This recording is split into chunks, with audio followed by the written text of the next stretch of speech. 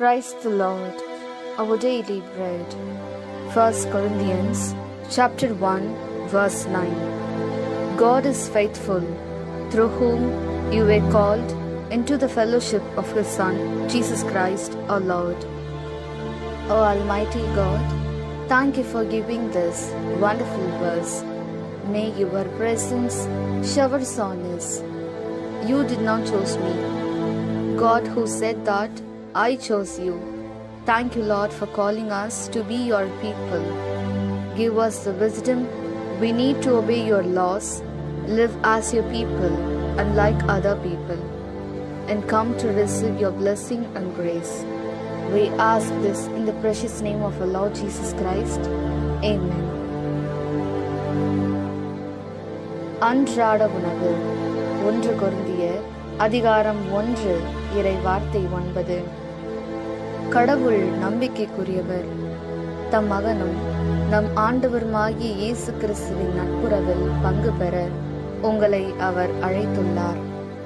அன்பின் தகப்பனே, இன்றைய நாளிலே இந்த இறை மன்னாவை கொடுத்ததற்காக நன்றி ஆண்டவரே.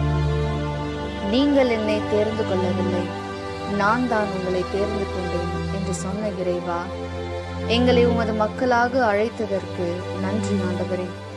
உமது நியமங்களை கடைபிடிக்க எங்களுக்கு தேவையான ஞானத்தை தந்து, பிற இனத்தவர் போல் இல்லாமல் உமது மக்களாக எந்நாளும் வாழ்ந்து உமது ஆசீரையும் அருளையும் பெற்றுக்கொள்ள வரமருளும்.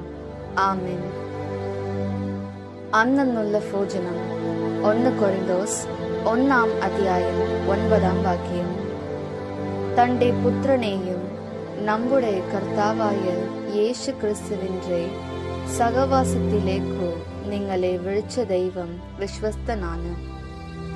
നിങ്ങൾ എന്നെ അല്ല, ഞാനാണ് നിങ്ങളെ തെരഞ്ഞെടുത്തത് എന്ന് അരുളി ചെയ്ത കർത്താവേ, ഞങ്ങളെ അങ്ങയുടെ മക്കളായി വിളിച്ചതിനു നന്ദി.